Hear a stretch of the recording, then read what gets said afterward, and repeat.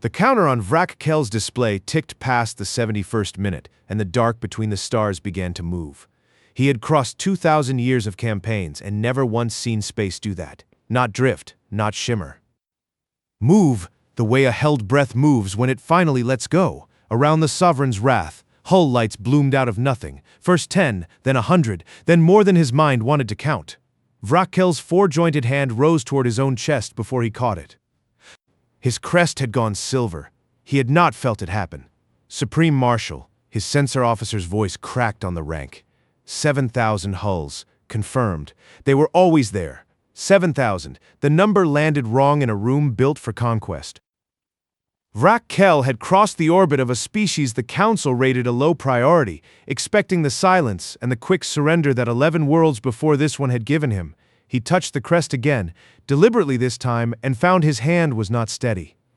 In 2,000 years, it had never once been unsteady. Hold formation, he said. His voice did not shake. Only his hands did that. No lights answered him from the human side. No hail. Just 7,000 ships arranging themselves in perfect, patient silence around a world the Dominion had already decided did not matter. Vrakkel stared at the count and thought of the words he had signed under 3 days ago. Low priority. His own name under that. The freeze held, somewhere on that pale blue world. A transmission was already forming, and Vrakkel did not yet know its 11 words would outlive his career. I wish I could tell you it ended there. It didn't. The 71st minute was only the door. 6 days before that door opened, Admiral Kalen Rourke was drinking black tea at 4 in the morning, the way he had for 38 years, when the message came through that changed nothing about his posture and everything about his day. The intelligence annex sat 3 kilometers under Luna's surface, cold enough that breath fogged near the older vents, and Lieutenant Elias Voss had a chipped mug on his console that said Best DAD in a font his daughter had picked herself. He wasn't watching for anything unusual. That was the wrong detail nobody caught until later. The civilian freighter lanes, the same routes Voss used to fly, had gone quiet an hour before the ultimatum arrived. Not destroyed, not diverted, simply empty, like someone had swept the board clean before the first move. Sir. Voss didn't look up from the screen. Traffic control just lost every freighter transponder between here and the belt. All at once, Commander Adiz Okonkwo crossed the room without hurrying.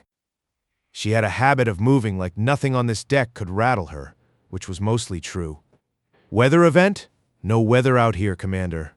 Rourke set his cup down without a sound. He had a scar across his left palm from a shipboard accident 24 years back, pale and thin, and he rubbed his thumb over it the way some men touch a ring. He did that when he already knew what was coming. The Zarvith signal arrived 40 minutes later, unencrypted, almost lazy in its confidence. 43 words addressed to the entire species at once. Humanity was hereby designated a low-priority population, and formal pacification would commence within the standard window. No threat offered by way of explanation. No negotiation. The kind of message you send to a world you've already decided cannot answer back. Rourke read it twice. Then he reached into his desk drawer and pulled out a piece of parchment gone the color of weak tea, folded 3 times, wax seals still pressed into its edges, dozens of them, dark red gone brown with age. His grandfather's signature sat at the bottom, faded but legible. 400 years, he thought, and for the first time that morning something behind his eyes moved. Wake the Black Armada, he said. Okonkwo went still. Sir, that hasn't been... I know what it hasn't been. He folded the charter back along its old creases. It's time it was! Word of the wake-up order moved through the annex the way cold moves through a hull breach. Silent, then suddenly, everywhere. Voss watched his display fill with contact blooms he had never been cleared to see before. Shapes waking in the Oort cloud, shapes stirring in the belt, dark hulls on the far side of Europa shedding 4 centuries of camouflage in slow, deliberate stages. He thought of his daughter asking him last month why there were no aliens at the zoo. Because they're not ready to see us yet, he'd told her, not knowing how true it was. How long has this been out here? Voss asked no one in particular. Longer than you've been alive, Okonkwo said, and did not elaborate. 2 decks down, Captain Helena Reyes stood at the forward window of the Archangel and watched her own ship's status board light up green across every row for the first time in the 12 years she'd commanded it. She had not smiled in those 12 years, Not once that anyone on her crew could remember, and she did not smile now. She keyed the fleet-wide channel instead. This is Reyes. Section commanders. Report readiness by division. We do this in order, we do it quiet, and nobody fires a weapon before I say the word. She paused. Understood. A dozen clipped confirmations came back. She closed the channel and looked out at the dark, where somewhere past the moon's shadow, ships that had waited 400 years for this exact morning were finally opening their eyes. In the diplomatic wing 3 levels up, Ambassador David Chen read the ultimatum standing, because sitting had never suited bad news. He was 68 years old and walked with a limp from a fall at 15 that had never fully healed, and he had spent 40 years learning the names of species who mostly hadn't bothered learning his. He set the printout down on his desk and looked at the star chart on his wall, at the small blue pin marking home. They didn't even ask for terms, he said to the empty room. You don't skip terms unless you don't think the other side can read. He picked up a secure line to Rourke's office. Kalen, tell me you have something besides silence to send back. I have 400 years of something, Rourke said. Give me time to decide how loud. Chen didn't answer right away. Out past the window, Earth turned the way it always had, blue and quiet, and as far as any council record showed, entirely undefended. By 0600, the full picture had reached Rourke's desk in the shape of a report he'd read exactly twice before in his career, once at his father's retirement, once the day he inherited the charter himself. 7,000 hulls, built in secret shipyards seated across 100 small contracts, and 40 generations of engineers who never knew what the parts they built were for. Held in reserve behind cover stories about asteroid mining, deep space relay stations, decommissioned survey vessels that were never actually decommissioned. My grandfather started the second wave, Rourke said, mostly to himself, tracing a line on the old parchment with one finger. My father built most of what's hiding on Europa. I finished the Oort cloud line 2 years ago and told the council it was a communications upgrade. Okongwo stood across the desk, arms folded, watching him the way she watched a storm she couldn't yet read the shape of. And nobody talked. 400 years, and nobody talked, because every family that signed the charter understood the same thing. Rourke looked up at her. You don't build a shield and then tell the wolf where it's hidden. She almost smiled at that and didn't, because the moment didn't allow it. So what's the order? Full activation. Every hull, every crew, every reserve we've trained for a war we hoped we'd never fight. He stood, and for the first time that morning his voice carried something under the calm, something that had been waiting a long time to be spoken out loud. Get me a channel wide enough to reach every world still listening. When this is done, nobody gets to say they didn't hear us. 90 kilometers above the annex, in a council observation post most species had forgotten existed, Elder Vithara of the Valith watched the same freighter lanes go dark and felt something old settle into her chest. She was 589 years old and had spent 70 of them reading everything humanity had ever written down. Their histories, their arguments, their strange insistence on writing fiction about wars they hadn't fought yet. She requested an audience with Supreme Marshal Vrakel the moment his fleet crossed the outer marker of the system. He granted it, because 2,000 years of victories had taught him that courtesy cost nothing. You have reviewed the incident files on the human homeworld, she said. It wasn't a question. A scout skirmish, 400 years old. An anomaly. Vrakel did not look up from the tactical display, where his 14 capital ships crossed the orbit of a red planet no one on either side would remember caring about in a year. 400 years is a long time, Elder Vithara. It is, she agreed. You are suggesting a species the Council rated a Category 7 curiosity has spent 4 centuries preparing for a war it never announced. I am suggesting you ask why the 12 who voted against pacification 400 years ago never once changed their vote in 4th century. Long enough to build something. He turned then, crest flushing the faint gray of mild irritation. Is of council sessions. Vithara folded her hands, patient the way only something that had outlived several of its own governments could be patient. The rest of the council called it stubbornness. I called it evidence. Evidence of what? Of a species that keeps its word longer than it keeps its patience.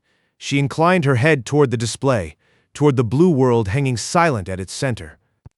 You have won 14 campaigns, Supreme Marshal. In every one, silence meant surrender. I am asking you once to consider that it might mean something else this time.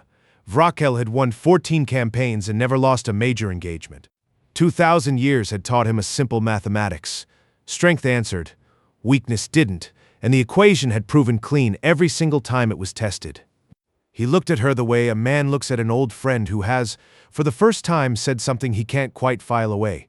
No answer, he said, watching the human world hang silent and blue on his display, is still an answer, Elder. And I have never read it wrong. He had forgotten in 2,000 years of being right that never is a fragile word. She left without pressing further, because pressing had never once changed his mind in the 11 years she'd served under his command, and because some warnings only mean something after they've already failed. In her own quarters, she opened a private file she had kept sealed since long before Vrakel's first campaign, old transcripts, translated poorly, of a distress call 400 years old, 42 ships. 316 names, human names, none of them famous, all of them gone in a single afternoon defending a colony that wasn't theirs. The council had voted not to intervene. 12 members had voted to send help anyway, and been overruled, and had never once let the matter drop in 400 years of otherwise unremarkable council business. They didn't build this because they were afraid, Vithara thought, closing the file. They built it because they remembered. Back in the annex, the ultimatum's clock kept running, and Rourke moved through the corridors the way he always did, unhurried, coat frayed at both cuffs, hands clasped loosely behind his back like a man taking a walk instead of ordering a species to war. He stopped by the mess hall long enough to refill his tea, because 38 years of habit didn't break for an ultimatum, and because Okonkwo had told him once, half joking, that the crew read his calm like a barometer. If the admiral's hands shook, the fleet would know before any order reached them. His hands did not shake. He found Voss still at his console, the best DAD mug empty beside him, tracking the last of the freighter transponders as they blinked out one by one across the display. Lieutenant, anything on the wider net? Other systems? Other traffic? Quiet everywhere they've touched so far, sir. Same pattern as the old Velith reports. Voss hesitated. My daughter asked me last month why there weren't any aliens at the zoo. Rourke almost smiled, almost. I want to know the second anything moves that shouldn't. He left Voss to his screens and made his way toward the comms deck, where the wide channel Okonkwo had promised him was finally patched through 47 separate frequencies. What did you tell her? That they weren't ready to see us yet. Good answer. Rourke set a hand briefly on the back of the young man's chair. Might be true for another few days yet. Keep watching the lanes. Tuned to reach every listening post the Dominion's advanced fleet might carry in as many of humanity's languages as the Annex's linguists could manage on 6 days' notice. Not a threat. Not yet. Just a door left open, the way his grandfather had left it open, the way his father had left it open, waiting for the one morning it would actually need to be used. He looked at the charter one more time before he sealed it back in the drawer. 40 generations of families who had built ships they hoped would sit quiet in the dark forever. His own daughter would inherit this desk one day, and this drawer, and, if the wolf outside their door finally learned better manners, an empty charter with nothing left to sign. Not yet, he said to no one and closed the drawer. Above the annex, past the moon's shadow, the fleet that had never been more than a rumor in Dominion intelligence files finished its long, silent wake-up in the dark. 1,800 hulls stirred in the Oort cloud. 2,300 more shed their cover among the asteroids. 900 came alive on the far side of Europa, where cover stories about mining operations had held for longer than most of their crews had been alive. 850 waited in Saturn's rings, patient as the ice around them. The rest held deep, far past any patrol route the Council bothered to check. None of it showed, not yet. Not to the fleet crossing Mars's orbit with 14 capital ships, and every confidence that 11 prior surrenders had earned. Vrakel logged the human silence in his tactical report, exactly the way he had logged 11 silences before it, as confirmation, not question. Proceeding to standard engagement distance. He did not know, dictating those words, that somewhere under that silence, 7,000 ships were finishing 4 centuries of waiting. No response received, he dictated, consistent with prior pacification patterns, and that the clock counting down toward the moment his crest would finally turn silver had already started, ticking quietly toward its 71st minute. The formal demand arrived at 1100 hours, routed through every channel the Annex had left open for exactly this purpose. Vrakel's voice carried no threat, no rise in pitch, only the flat certainty of someone who had said the same words to 11 other worlds and watched all 11 kneel. Population of Earth, you have received notice of pacification. You will confirm receipt and prepare for orderly transition of governance. Failure to respond will be logged as hostile intent. Rourke listened to the recording twice in the comms deck, hands folded behind his back, coat cuffs frayed against his wrists. Okonkwo stood beside him, jaw tight. They want a confirmation, she said. A yes, sir, we surrender, in so many words. They want silence to keep meaning what it's always meant to them. Rourke didn't move, so we give them more of it, sir. Not forever, Commander. Just long enough. He nodded at the tech manning the console. No reply. Logged the message received. Nothing else. The order went out, and the annex settled into a kind of held stillness that Voss would later describe to his daughter as the loudest quiet he'd ever sat inside. Screens updated in small increments, a fleet advancing, a world not answering, and nobody on the human side raised their voice above a murmur, as if sound itself might tip something over too early. Vakel received the non-answer with the same flat certainty he'd sent it. Consistent with prior engagement patterns, he told his bridge crew. Paralysis response. Proceed to standard engagement distance and prepare pacification teams. Elder Vithara, watching from her quarters aboard the Sovereign's Wrath, closed her eyes for a moment longer than courtesy required. She had read enough human fiction to know what a held breath before an answer usually meant, and it was rarely paralysis. 3 hours later, the wrong detail Voss had first caught in the freighter lanes widened into something the whole annex could see. Sensor sweeps that should have shown empty space around the asteroid belt kept returning faint anomalies. Not ships, not yet. Just the ghost edges of holes too well hidden to fully resolve. Voss flagged each one and watched the count climb past what any official registry accounted for. Sir, I'm reading partial contacts. A lot of them. They're not activating fully. Just breathing. Let them breathe, Rourke said. They'll stand when I tell them to. He crossed to the window that looked out over the annex's lower levels, where crews moved with quiet urgency between docking bays that had sat unused for most of Voss's lifetime. Somewhere in that motion was Reyes, coordinating division by division, and somewhere further out, in the dark past the moon, 1,800 ships in the Oort cloud were shedding the last of 4 centuries of cover. A runner brought Rourke a physical note, not a screen, paper, the old habit the annex kept for anything they didn't want intercepted even inside their own walls. He read it standing, then folded it once and slid it into his coat pocket. Commander, Ambassador Chen wants 5 minutes. Chen arrived limping faster than usual, which for him meant something close to urgency. Kalen, Council's asking questions. Words leaking that something's moving in our system that isn't Zarveth. Words early. Rourke's voice didn't change. Tell the Council we're monitoring an unidentified contact cluster. That's true enough for now. And when it stops being true, then everyone finds out at the same time. That was always the point. Rourke's thumb found the scar on his palm again, an old habit surfacing under new pressure. 400 years of quiet doesn't end with a leak, David. It ends with a message loud enough nobody has to ask twice. Chen studied him a moment the way he studied every alien delegate before deciding whether to trust the next sentence out of their mouth. There's a difference, and today I'm about to prove it. The Zarveth fleet crossed the asteroid belt's outer edge at 1400 hours, and for the first time since the ultimatum. You're that certain? I'm that patient.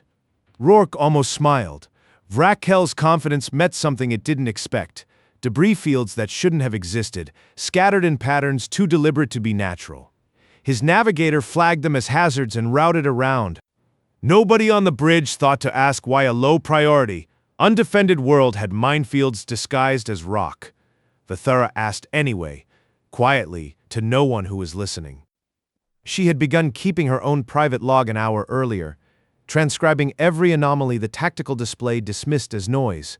It was, she thought, exactly how a very old species learned to survive the mistakes of a much younger one.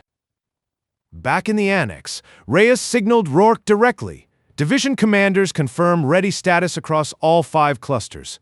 We're at full readiness, sir. Just say the word and Europa lights up like dawn. Not yet. Rourke checked the ship count display, watching the last of the Oort cloud hulls finish their wake cycle. Let them get close enough that turning back costs them something.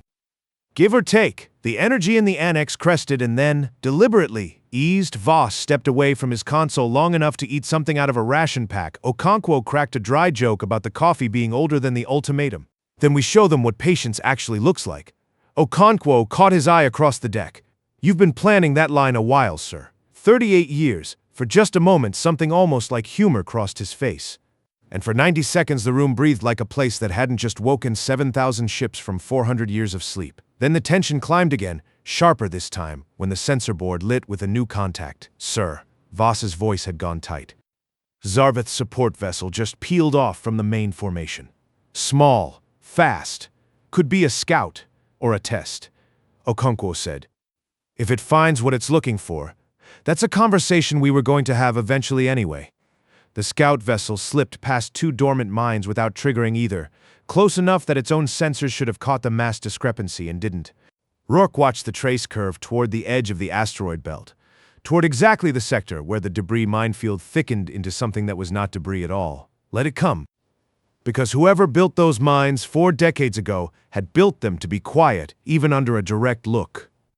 It reported back nothing but standard hazard debris, and Vrakel logged the scout's clean return as one more confirmation that his read on this world had been right from the start. He did not know that 1,800 kilometers behind that scout, Captain Reyes had just watched the whole exchange on a display no Zarveth sensor could see, and allowed herself for the first time in 12 years, something close to a smile. Vithara noticed it differently. She noticed the scout's clean return arrive, a half-second slower than it should have, a lag too small for any bridge officer to flag, the kind of thing only someone who had spent 70 years reading a species' patience for detail would catch. She wrote it in her private log and said nothing aloud because Vrakel had made it clear, in 11 prior campaigns, exactly how much room he left for a warning that contradicted a clean report. By 1600 hours, the Zarveth fleet had closed to engagement distance, 14 capital ships arranged in the same formation that had opened 11 surrenders before this one.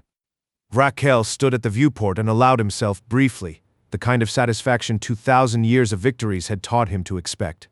Signal the human command structure, he told his comms officer. Final notice. Confirm surrender terms within the hour, or pacification begins without further warning. The message reached the annex at 1612. Rourke read it once, standing at the same window he'd stood at all day, and for the first time since the ultimatum arrived, he checked the clock. How long since the fleet crossed the outer marker, Lieutenant? Voss ran the numbers. 68 minutes, sir. Give or take. Rourke nodded slowly, and something in his posture changed, not louder, not faster, just settled. The way a man settles into a decision he made 6 days ago and has been walking toward ever since. Commander Okonkwo, full activation, all clusters. Rise now, across the dark, in the Oort cloud and the belt and the shadowed side of Europa, and the rings of Saturn and the deep silence past all of it. 7,000 ships that had spent 4 centuries pretending to be nothing at all began. Together, bring every hull to formation around this system and do it in the next 3 minutes. Yes, sir. Okonkwo didn't hesitate. She keyed the fleet-wide channel and spoke 4 words that had waited 400 years to be said aloud. Black Armada. To become exactly what they had always been. The blooms didn't stop at 100. They didn't stop at 1,000. On the Sovereign's wrath, the sensor officer's voice climbed half an octave with every fresh wave of contacts resolving out of the dark until even he ran out of the composure to hide it. 7,000, Supreme Marshal. Confirmed count. They're not still arriving. That's the whole number. They were already here. Vrakel's hand rose toward his crest before he caught it. The same motion he would spend the rest of his life trying to forget he'd made. Around his flagship, 7,000 human hulls held formation in silence, patient and precise, exactly the way Elder Vithara had described a species that measured strength in decades instead of campaigns. Confirmed targeting solutions, he said, because 2,000 years of training didn't leave a man simply because the math had changed. How many of ours do they outnumber? 500 to 1, sir. Conservatively. Vithara, watching from her own viewport 3 decks below, felt the private log she'd kept all day settle into something closer to grief than vindication. She had wanted for 70 years of study. To be wrong about this, she had not been.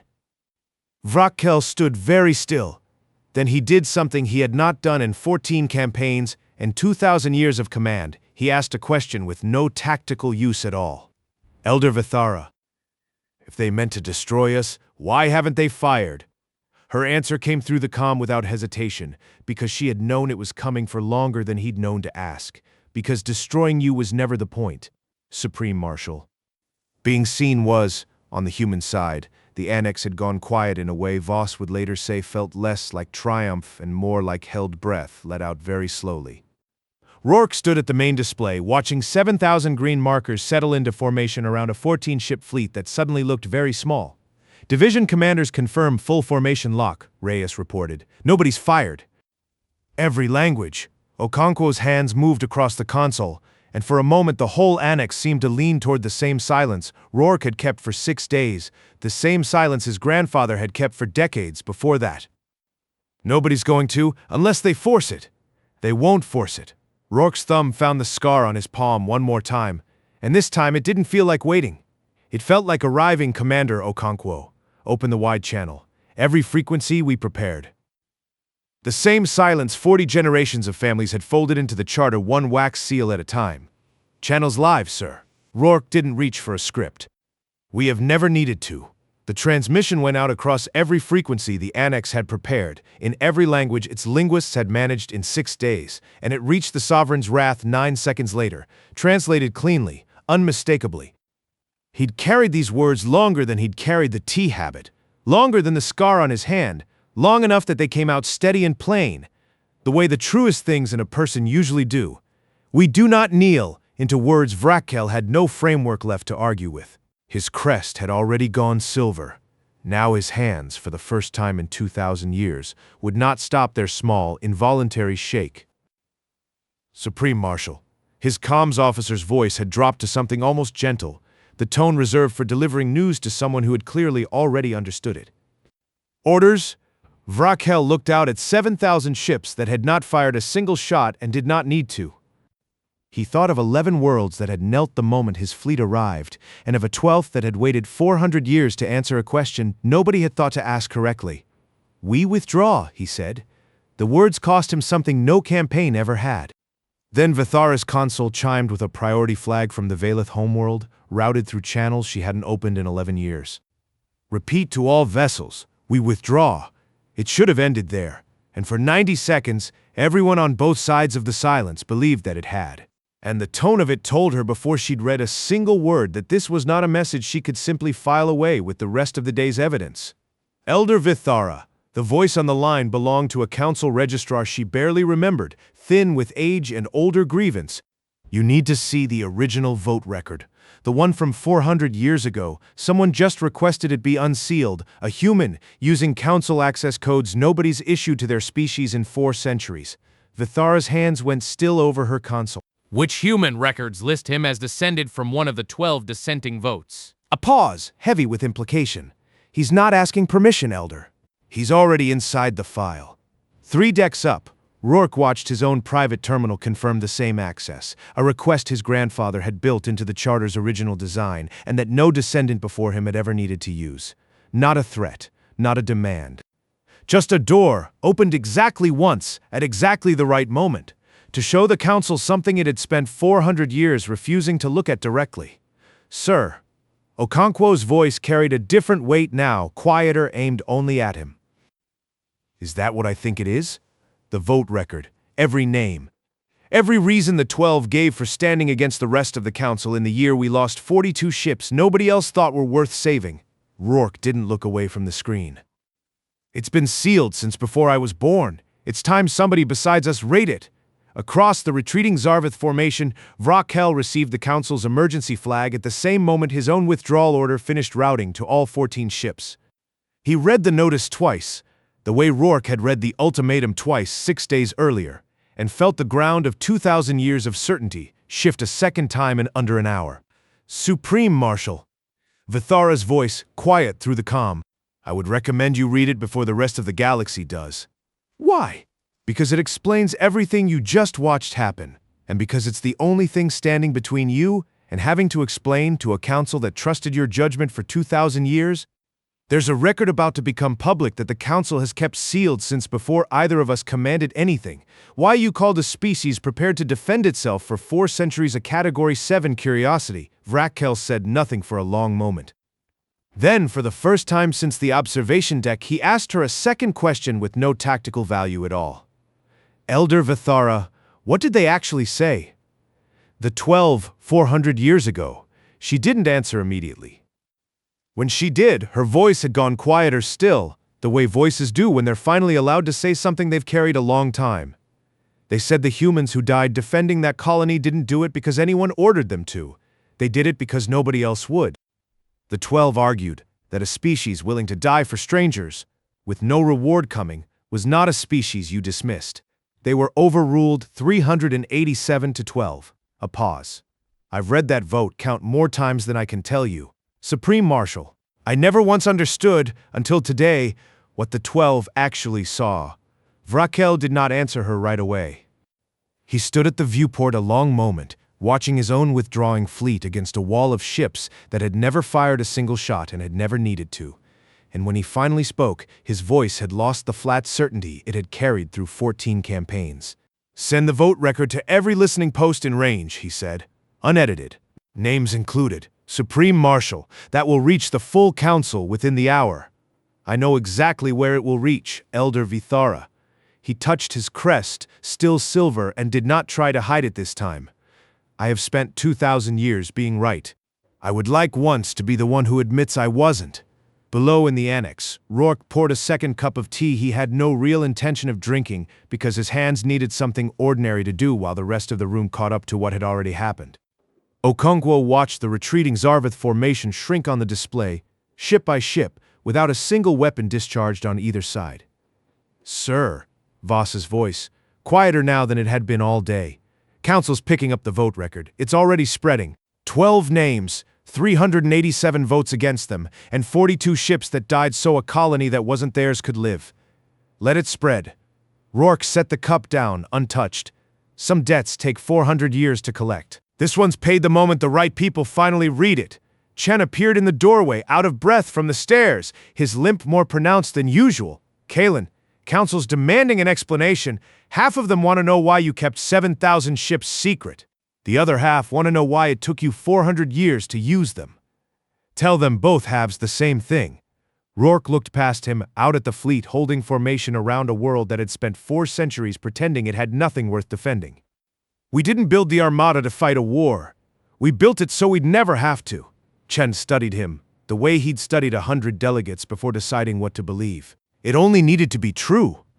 The formal council session convened 9 hours later, faster than any emergency vote in Vithara's memory. That's not going to satisfy everyone. It doesn't need to. Rourke's thumb found the scar on his palm one last time, and for the first time all day, it felt less like a habit and more like a full stop. And she watched from the gallery as the same 12 descendants of the original dissenting vote, grandchildren and great-grandchildren of names she had read 100 times in a sealed file, sat in seats their ancestors had once occupied alone. This time, the chamber did not overrule them. This time, 387 votes became something closer to an apology than a majority. Vrakel did not attend. He remained aboard the Sovereign's Wrath, drafting a report he would send under his own name, admitting in language 2,000 years of victories had never once required him to use that his read on Earth had been wrong from the first campaign order. It was Vithara who carried his final message to the human side, 3 days later, through the same channel Rourke had used to send 11 words that had ended a war before it began. She transmitted it herself quietly, without ceremony, because some things deserved to arrive without an audience. The assessment was incorrect. Earth is not a Category 7 curiosity. Earth is a category of its own. Rourke read it standing at his desk, the drawer already half open beneath his hand. He pulled the charter out one last time, the same yellowed parchment, the same worn creases, the same cluster of wax seals his grandfather had pressed into it 400 years before anyone outside this room had reason to look for them. He didn't sign anything new. On the other end, in a chamber built for a species that measured time in centuries rather than years, Elder Vithara watched the transmission resolve on her console, the parchment, the wax seals catching what little starlight reached her window.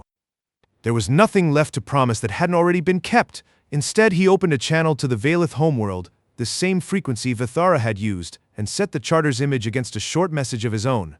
We have kept our word. The Armada was always watching. Glowing faint and silver the way Vrokkel's crest had glowed the moment his 2,000 years of certainty finally broke.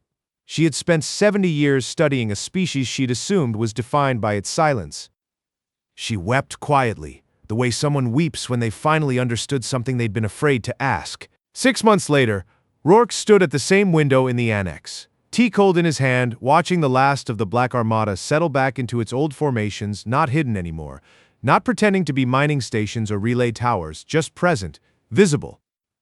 Behind her, on the gallery floor, the 12 descendants sat together for the first time in 400 years, reading their ancestors' names on a record no one would ever seal again, and no longer anyone's secret to keep. His daughter would inherit the desk one day.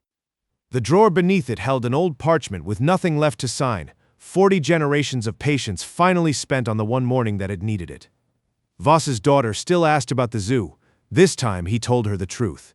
There were aliens now, some of them watching very closely, and none of them thought Earth was quiet anymore. Rourke set the empty cup down on the desk beside the closed drawer and did not open it again.